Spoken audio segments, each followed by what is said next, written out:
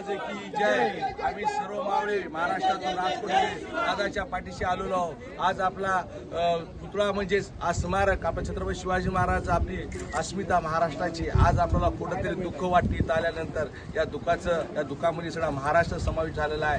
350 वर्षापासून असं दुःख कधी बघायला भेटलं नाही, आज आपल्या महाराष्ट्रामध्ये भेटलं।